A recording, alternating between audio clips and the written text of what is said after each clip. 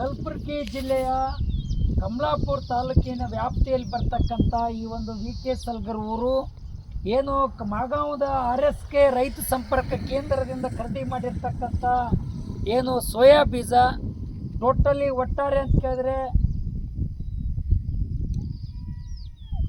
VK. Salgar, ಮುದ್ದುಡ್ಗ, ಲೇಂಗ್ಟಿ ಈ ವ್ಯಾಪ್ತಿಯಲ್ಲಿ ಬರ್ತಕ್ಕಂಥ ಒಟ್ಟು 1,000 ಪ್ಯಾಕೆಟ್ ಬೀಜ, ಸಾರಸ್ 335 ಬೀಜ. ಆ ಸಾರಸ್ ಕಂಪ್ನಿ ಏನಿದೆ ಕಳಪೆ ಮಟ್ಟದ ಬೀಜ ವಿತರಣೆ ಮಾಡಿ ದೇಶಕ್ಕೆ ಅನ್ನ ಹಾಕ್ತಕ್ಕಂಥ ಅನ್ನದಾತ ರೈತರ ಬದುಕನ್ನು ಬೀದಿಗೆ ತರ್ತಕ್ಕಂಥ ಪರಿಸ್ಥಿತಿಯನ್ನು ನಿರ್ಮಾಣ ಮಾಡಿದೆ.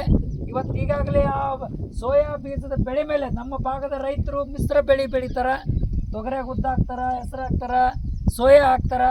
ಇದು ತೊಗರಿ ಬೆಳೆಯಲ್ಲಿ ಸೋಯಾ ಹಾಕಿರ್ತಕ್ಕಂಥದ್ದು ಯಾವುದೇ ಕಾರಣಕ್ಕೂ ಕೂಡ ನಾಟಿ ಕೇಳಲಾರ್ದೇ ಇವತ್ತು ಇದು ಆಗಿರ್ತಕ್ಕಂಥ ಸತ್ಯಾನಾಶ ಆಗಿರ್ತಕ್ಕಂಥ ಪರಿಸ್ಥಿತಿ.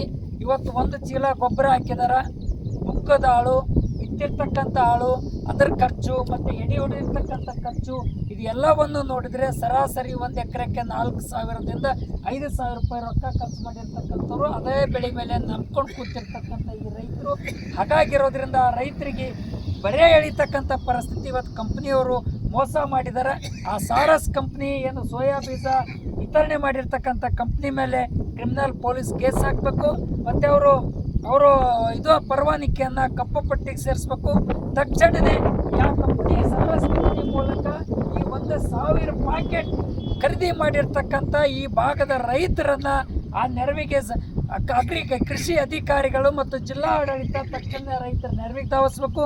ಅವರಿಗೆ ಪರಿಹಾರವನ್ನು ಕೊಡಬೇಕು ಅಂತಕ್ಕಂಥ ಮಾತನ್ನು ಇವತ್ತು ಸರ್ಕಾರಕ್ಕೆ ಆಗ್ರಹ ಮಾಡ್ತಿದ್ದೀವಿ. ಜಿಲ್ಲಾಡಳಿತ, ಅಗ್ರಿಕಲ್ಚರ್ ಮತ್ತು ಜಿಲ್ಲಾ ಉಸ್ತುವಾರಿ ಮಂತ್ರಿಗಳು ತಕ್ಷಣ ಮಧ್ಯಪ್ರವೇಶ ಮಾಡಿ ಇವರಿಗೆ ಪರಿಹಾರ ಕೊಡಿಸ್ತಕ್ಕಂಥ ಒಂದು ಪ್ರಯತ್ನ ಮಾಡಬೇಕು ಅಂತಕ್ಕಂಥ ಮಾತನ್ನು ಕರ್ನಾಟಕ ಪ್ರಾಂತ ರೈತ ಸಂಘ ಕಲಬುರಗಿ ಜಿಲ್ಲಾ ಸಮಿತಿ ಈ ರೈತರ ಹೊಲಕ್ಕೆ ಭೇಟಿ ಕೊಟ್ಟು ಅದನ್ನು ವೀಕ್ಷಣೆ ಮಾಡಿ ಸರ್ಕಾರಕ್ಕೆ ಆಗ್ರಹ ಮಾಡ್ತಾ ಇದೀವಿ ಅಂತಕ್ಕಂಥ ಮಾತನ್ನು ಹೇಳಕ್ಕೆ ಬಯಸ್ತೀವಿ.